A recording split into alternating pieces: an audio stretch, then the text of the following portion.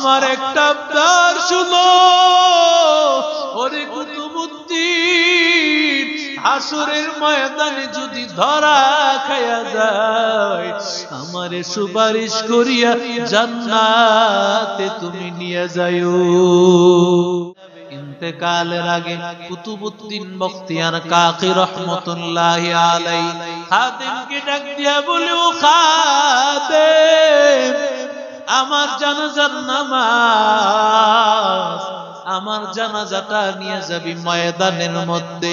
ময়দানে নিয়ে যাওয়ার পর ও খাদেম ঘোষণা করবি 4 গুণ যার মধ্যে আছে সে আমার জানাজার নামাজ পড়াবে। যদি 4 গুণ না থাকে আমার জানাজার নামাজ যেন সে না পড়ায়। ও আল্লাহর বান্দা, কেমন আল্লাহর গোলাম তাকাইয়া দেখ। ও আল্লাহর বান্দা, কুতুবুদ্দিন বখতিয়ার কাকি রহমতুল্লাহি আলাইহি দুনিয়া থেকে বিদায় হয়ে চলে গেল। ইন্তেকাল করার পরে তার জানাজা নিয়ে যখন ময়দানে নিয়ে গেছে, সবাই জানাজায় দাঁড়ায় গেছে। এমন সময় খাদেম ডাক দিয়া বলে, কুতুবুদ্দিন বখতিয়ার কাকি ইন্তেকালের আগে বলে গিয়েছে কুতুবুদ্দিনের জানাজা এমন লোক পড়াইতে পারবে যার মধ্যে 4 গুণ থাকবে। এই 4 গুণওয়ালা যদি কেউ থাকো জানাজার জন্য সামনে আসো। 1 নম্বর, কোনদিন মিথ্যা বলো নাই, চোখের খেয়ানত করো নাই। 2 নম্বর, কোনদিন তাকবীরে উলা বান্দার ছোটে নাই।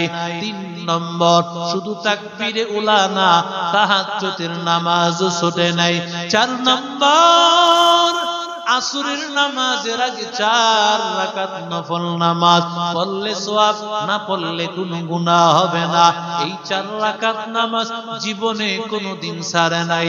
বালেগ হওয়ার পর থেকে মৃত্যু পর্যন্ত এই যাবৎকালে কোনোদিন আল্লাহর বান্দা মিথ্যা বলে নাই, আল্লাহর বান্দা তাকবীরে উলা ছাড়ে নাই, আল্লাহর বান্দা তাহাজ্জুদের নামাজ ছাড়ে নাই, আল্লাহর বান্দা আসরের ফজর ফরজের আগে 4 রাকাত নফল নামাজ বান্দা কোনদিন ছাড়ে না।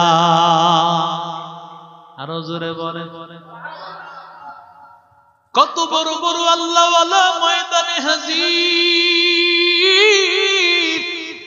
কিন্তু রে যুবক কেউ সামনে আগাইতে পারে না, কারণ কারো ক্ষমতা নাই। সবাই চিন্তা করতেছে ও কুতুবুদ্দিন, ও আল্লাহর বান্দা কুতুবুদ্দিনের নামে কুতুব মিনার দাঁড়াইয়া আছে।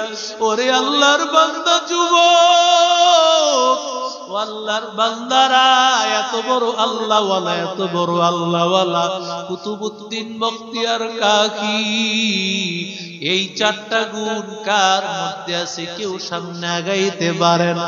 কত বড় বড় মুফতি মুহাদ্দিস, কারো মধ্যেই গুণ নাই, কারো মধ্যেই গুণটা পাওয়া যায় না, কেউ সামনে আগাইতে পারে না।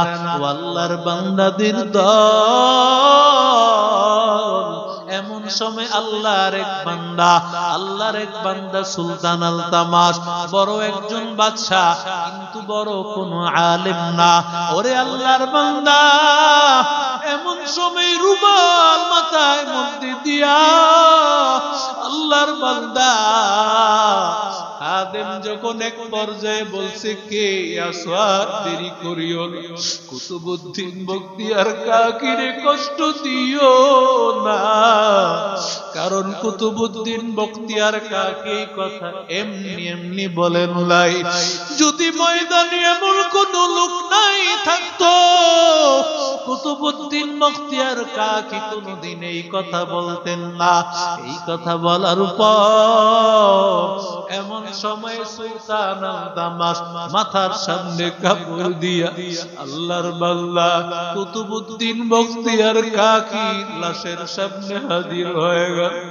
লাশের সামনে আসিয়া হাজির, লাশের সামনে হাজির হওয়ার পর আল্লাহর বান্দা কুতুবুদ্দিন বখতিয়ার কাকি মুখের কাপড়টা সরায় ফেলছে আর কপালের মধ্যে একটা চুমু দেয়, ডাক দিয়া বলে, রে ও কুতুবউদ্দিন, চলতেছিলাম গোপনে গোপনে আল্লাহ তাআলার জান্নাতের দিকে, কোনদিন আমার আমলের কথা কেউ জানে না। ওরে কুতুবউদ্দিন, আমার আমলের খবর আমার আল্লাহ ছাড়া কেউ জানতো না রে কুতুবউদ্দিন। মল্লি তো মল্লি রে কুতুবউদ্দিন, মরার আগে আমার আমলগুলো প্রকাশ করে গেলি। ওরে কুতুবউদ্দিন, যেহেতু তুই প্রকাশ করিয়া ফেলছ রে কুতুবউদ্দিন, আমার একটা আবদার শুনো। ওরে কুতুবউদ্দিন, হাসরের ময়দানে যদি ধরা খায়া যায়, আমারে সুপারিশ করিয়া জান্নাতে তুমি নিয়ে যাইও। ইয়া ইলাহি তু মেরা মাবুদ হ্যায়, ইয়া ইলাহি তু মেরা মাশুক হ্যায়, ইয়া ইলাহি তু মেরা গফফার হ্যায়, या इलाही तू मेरा सत्तार है, या इलाही मुझसे मुझको दूर कर, ताकि देखो मुझ में तुझको एक नजर, हर तमन्ना दिल से रुखसत हो गई, अब तू आजा अब तू खलवत हो गई, बुजुर्गी की नहीं हमको जरूरत, गुलाम अपना बना ले ऐ खुदाया। ও নবীর আশিক উম্মতের দল, এজন্য বান্দা সার কথা হলো ধৈর্য ধারণ করা লাগবে বিপদার মুসিবতে। বিশেষ করে বান্দা, মরণ এটা একটা মুসিবত। কখনো বাবা মারা যাবে সন্তানের সামনে, কখনো সন্তান মারা যাবে বাবার সামনে।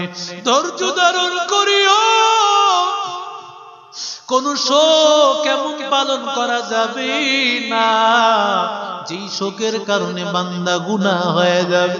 ওরে আল্লাহর বান্দা, ও যুবক, আমার নবী রাহমাতুল লিল আলামিনের সামনে আল্লাহর নবীর সন্তান ইব্রাহিম যখন চলে গেল, নবীজির সন্তান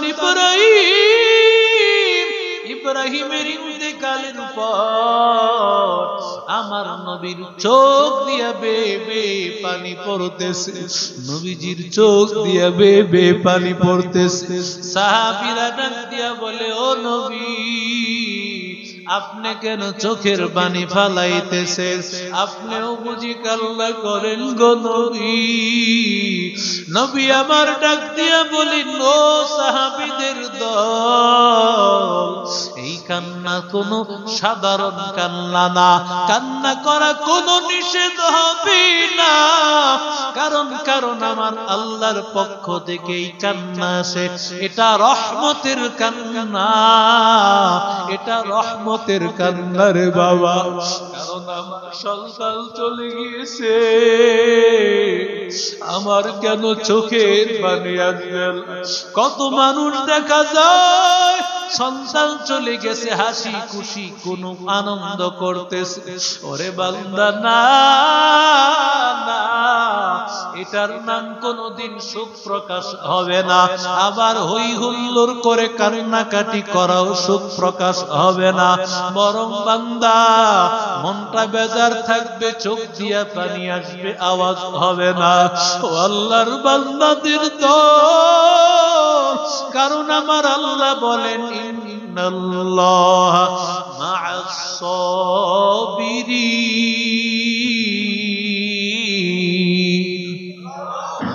আল্লাহ বলেন, যারা এই সন্তান ইন্তেকালের পরও বান্দা ধৈর্য ধারণ করবে, ও আল্লাহর বান্দা, আল্লাহ তাআলা তাদের সাথে আছেন, দুনিয়ায় তাদের সাথে আছেন, তাদের মরণেও তাদের সাথে, কবরেও তাদের সাথে, হাসরের ময়দানেও আমার মালিক তাদের সাথে আল্লাহ তাআলা একসাথে বান্দারে রহমত দিয়ে আমার আল্লাহ তাকে জান্নাতে পৌঁছায় দিবে।